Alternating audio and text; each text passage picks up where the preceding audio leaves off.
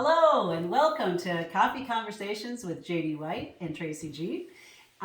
Today we are going to talk about, Hanukkah and Christmas and the world. We're basically doing another little mini series on the 12 religions of the world. And today is going to be comparing just the Catholic, Protestant, and Jewish practices. So, and we're just going to, talk about other stuff too. Like we were just talking about dogs and cats and how they like the sun, and Yes. and we just got done with the holiday season, and we're gonna talk about our own experiences and what we did, and then also we're gonna bring a little history into it because that's what JD is here for. Is he knows all the theological explanations of why things are the way they are. Well, those are the rumors anyway. Well, yeah, rumors. So anyway, so today we're going to mostly talk about Hanukkah and Christmas, and just the differences between the holidays. Like, is Hanukkah overall as big a deal as Christmas to the Jewish people? Because I don't know that. So we're going to dive into that. And but first, what did you do for Christmas this year? Did you do anything, or what religion are you? I don't even know this. Yeah, so I don't generally like to pick a label, because sometimes when someone hears a label, they will assume a list of things that could be right or could be wrong. I think everyone has their own practice. As for me, I do honor the God of the Bible, and I would consider myself to be a believer in that respect. Okay. I guess a general term would be best. I don't really use a specific label. So you believe there is a God, and that's about all you want to commit to? I would say I read the Bible, and I believe in the God of the Bible. I believe that Jesus was the prophesied Messiah of Israel and the Son of God. Okay. So these are my general beliefs. Now, if you want to talk about denominations. I was raised in the Assemblies of God, but I went to a seminary that was not explicitly AG. It had other expressions. In the past, I have pastored in churches. One church that I pastored in was planted by a Baptist. This was in Sweden. Okay. It was planted by a Baptist, and his youth minister was raised in the Salvation Army. Okay. When that Baptist minister retired, his youth minister took over, so he was now the pastor of the church. Although he had been raised in the Salvation Army, there wasn't, that wasn't the direction of the church. It was really sort of a multi-denominational church, I guess you could say. And then I came along, and I was teaching the youth things from a more Hebraic perspective, almost a Messianic Jewish slant, you could think. So I was teaching them more about what Christianity looked like in the first century. Oh, wow. And so, for example, what I'm saying is in that church it was sort of a multi-denominational. So I consider myself to be a believer, but I'm not strict on denominational titles. Well put. Yeah, I would be. I am considered a Lutheran. I was raised Lutheran in the ELCA. Mm-hmm. My husband was raised Catholic, so I've seen both holidays, in the Catholic and the Protestant, scenarios.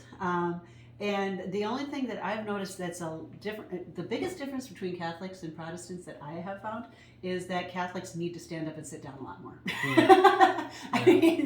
That's about it. And I've even had a mother-in-law of mine that I've had a couple of them. That's why I say of mine. But she even said, she went to the Lutheran church, and she was like, "I don't understand why we don't let you guys have, go up and have the bread and wine, because you basically believe everything that we do, except for." The hearsay that we don't believe it actually becomes the body of Christ. It doesn't become the blood of Christ. It's more of a symbolism of his body and blood. And once it gets down there, I mean, there could be a miracle, but I think if that's the only reason they're not allowing us to go up for communion, I think they need to get over it, because our kids actually go to school 3 years more than their children do Hmm. before they're allowed to take communion. They're allowing their children to take communion way before we allow ours to take communion. I see. And so I feel we, actually, as Lutherans, take it more seriously than the Catholics do. Anyway, it's just it's a thorn in my side, as you can tell. I see. Well, It's very hurtful because but we're supposed to both all believe in the same God and Jesus, and I feel like they're just kind of getting in the way of me and my God, not letting me take communion, and I believe in the same things that they do, but I'm not part of their clan. So well, I'm Martin not, Luther. So anyway, Martin Luther was a Catholic priest. Yeah. And he wanted to correct some issues that he had with Catholic doctrine. Mm-hmm. He didn't see himself as forming a new religion No. or as rebelling against it. He believed that the Pope had been misled on a few doctrinal issues, and he wanted to try to help him see the difference, and he wanted to teach the people what he thought were errors. But he was presented as, a violent reformer or a rebel. Right. And yes, in the course of the Reformation, violence did break out, and there were a lot of unfortunate things that happened. Well, But originally, Martin Luther was a Catholic priest, and I think today, whether you are a Lutheran or a Catholic or a Pentecostal or a Baptist or any of these things, I agree with you that maybe it's more important to focus on what unites right. than what divides. Exactly. And as for myself, I've had some changes in my faith walk. I was raised, like I said, in the Assembly of God.